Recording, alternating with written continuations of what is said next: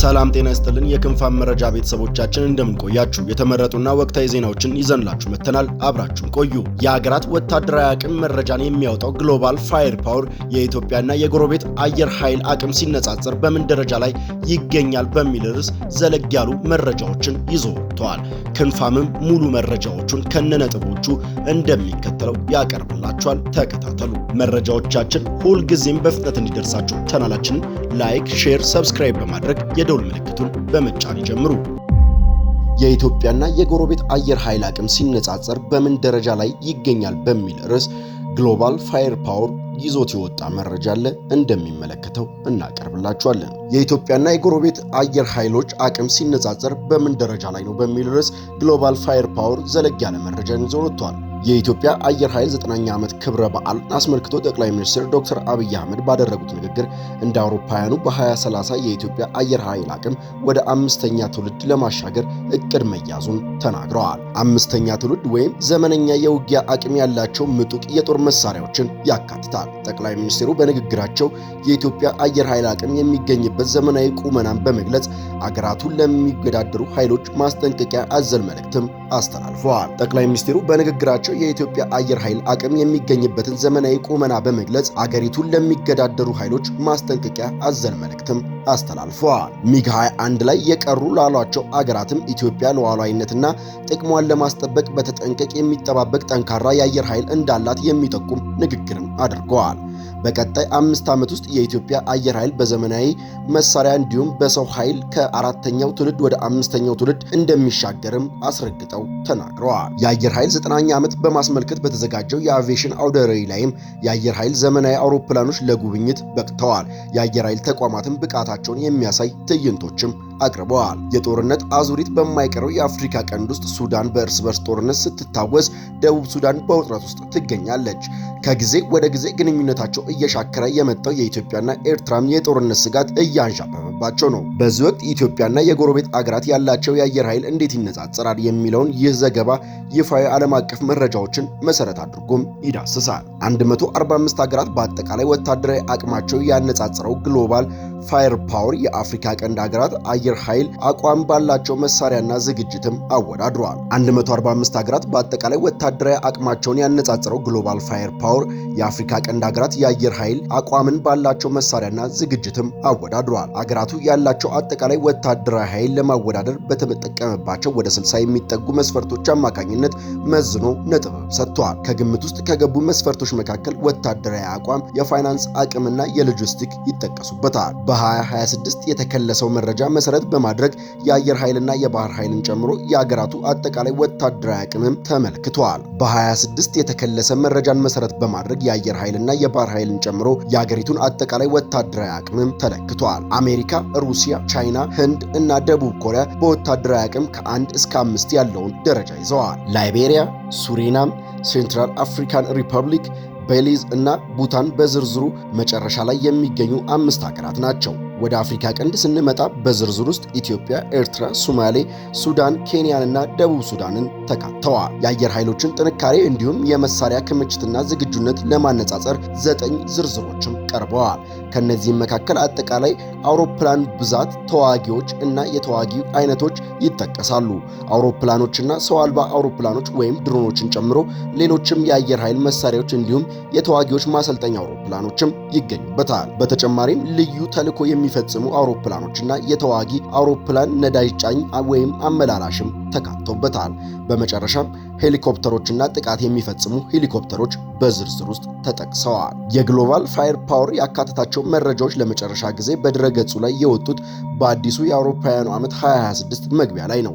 ይህ የአገራት ወታደራዊ አቅምን የሚመዝነው ተቋም መረጃዎችን የሚያጠናቅረው የተለያዩ ይፋዊ መረጃ ምንጮች መሰረት በማድረግ በመሆኑ አገራቱ በሚስጥር የሚይዟቸውን መረጃዎች አያካትትም። ኢትዮጵያ ከ145 ሀገራት መካከል በወታደራዊ አቅም 47ኛ ደረጃ ላይም ትገኛለች። ግሎባል ፋየር ፓወር ለአገራት በሚሰጠው ኃይል ምዘና ነጥብ ላይም ለኢትዮጵያ 0.8525ም ሰጥቷታል። እጅግ በጣም ጠንካራ ተደርጎ የሚወሰደው ነጥብ 0.0000 ሲሆን በዝርዝሩ በአንደኝነት የተቀመጠችው አሜሪካ እንደ ማነጻጸሪያ ብንወስድ የተሰጣት ነጥብ 0.0741 ነው። ኢትዮጵያ ከዚህ ቀደም በዝርዝሩ ከነበራት ስፍራ ከፍ ያለች ሲሆን ያላት አጠቃላይ የአየር ኃይል አውሮፕላኖች መጠን 104 ከ145 አገራት 66ኛ መሆኑም ተመልክቷል። ግሎባል ፋየር ፓወር ባስቀመጣቸው በእያንዳንዱ ዝርዝሮች ላይ ዝግጁነትን ይመዝናል። ዝግጁነት የሚለካው ከአሜሪካ አየር ኃይል 75% አማካኝነት ነጥብ አንጻር እንደሆነ ድረገጹም ይጠቁማል። ይህም አጠቃላይ የሰራዊት ዝግጅት፣ የመሳሪያ ዘመናዊነት፣ የመሳሪያ እድሳትና የመሳሰሉትን ያካትታል። አገራቱ ካላቸው አጠቃላይ የአየር ኃይል አንጻር እያንዳንዱ አይነት ምን ያህል ድርሻ እንደሚሸፍን ለመጠቆም በመቶኛም ተሰልቶ ተቀምጠዋል። በእያንዳንዱ መስፈርቶች ኢትዮጵያ ከ145 አገራት ጋር ተወዳድራም ነጥብ ተሰጥቷታል። ተዋጊ አውሮፕላኖች 25 ማለትም 24% ሲሆን ዝግጁነት 15 ነው። በዚህም 46ኛ ደረጃ ላይ ትገኛለች። ጥቃት ፈጻሚ አውሮፕላኖች አይነት 0። አውሮፕላኖችና ሰው አልባ አውሮፕላኖች ወይም ድሮኖችን ጨምሮ ሌሎችም የአየር መሳሪያዎች 9 ማለትም 8.7% ሲሆን ዝግጁነት 5 ነው። በዚህም 42ኛ ደረጃ ላይ ትገኛለች። የተዋጊዎች ማሰልጠኛ አውሮፕላኖች 34 ማለትም 32.7% ሲሆን ዝግጁነት 20 ነው። በዚህም 48ኛ ደረጃ ላይ ትገኛለች። ልዩ ተልዕኮ የሚፈጽሙ አውሮፕላኖች 0። አውሮፕላኖች ነዳጅ ጫኝ ወይም አመላላሽ 0። ሄሊኮፕተሮች 33 ማለትም 31.7% ሲሆን ዝግጁነት 20 ነው። በዚህም 67ኛ ደረጃ ላይ ትገኛለች። ጥቃት የሚፈጽሙ ሄሊኮፕተሮች 7 ማለትም 6.7% ሲሆን ዝግጁነት 4 ነው። በዚህም 38ኛ ደረጃ ላይ ትገኛለች። ኤርትራ በወታደራዊ አቅም ከ145 አገራት መካከል 119ኛ ደረጃ ስፍራ ላይ ትገኛለች።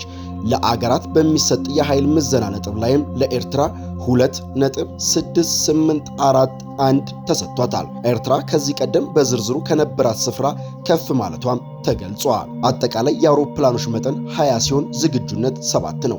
በዚህም 97ኛ ደረጃ ላይ ትገኛለች። ተዋጊ አውሮፕላኖች 1 ማለትም 5.0% ሲሆን ዝግጁነት 0 ነው። በዚህም 63ኛ ደረጃ ላይ ትገኛለች።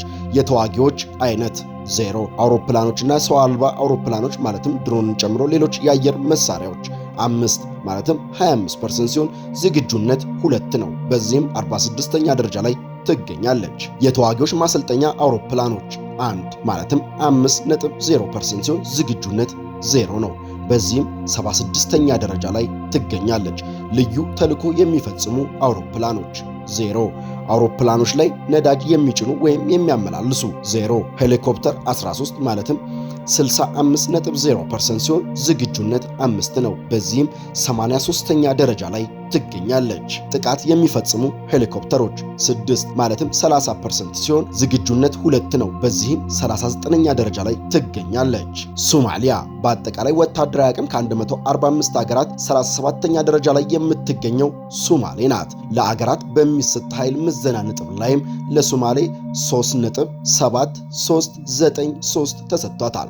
ከዚህ ቀደም በዝርዝሩ ከነበራት ስፍራ ከፍ ማለቷም የግሎባል ፋየር ፓወር ድረገጽ ይጠቁማል። አጠቃላይ የአውሮፕላኖች መጠን 6 ሲሆን ዝግጁነት 3 ነው። በዚህም 107ኛ ደረጃ ላይ ትገኛለች። ተዋጊዎች 0። የተዋጊዎች አይነት 0። አውሮፕላኖችና የሰው አልባ አውሮፕላኖች ወይም ድሮኖችን ጨምሮ ሌሎች የአየር መሳሪያዎች 0።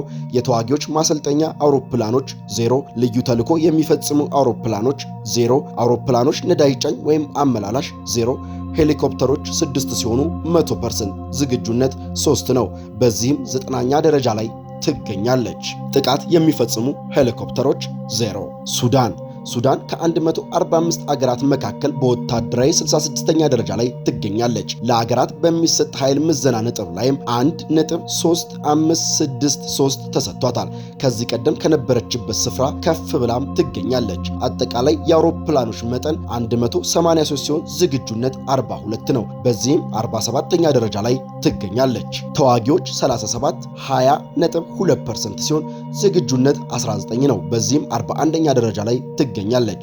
የተዋጊዎች አይነት 36 19.7% ሲሆን ዝግጁነት 18 ነው።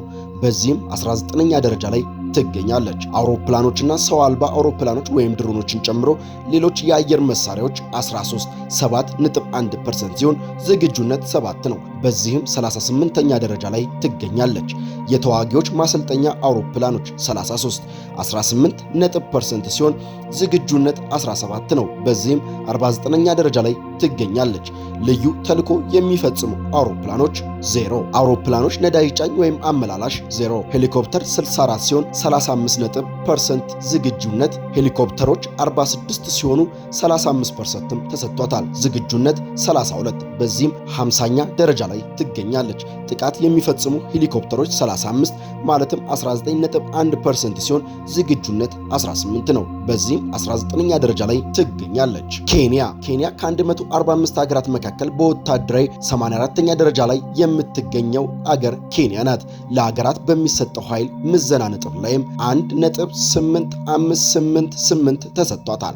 ከዚህ ቀደም ከነበረችበት ዝቅ ማለቷም የግሎባል ፋየር ፓወር ድረገጽ ያሳያል።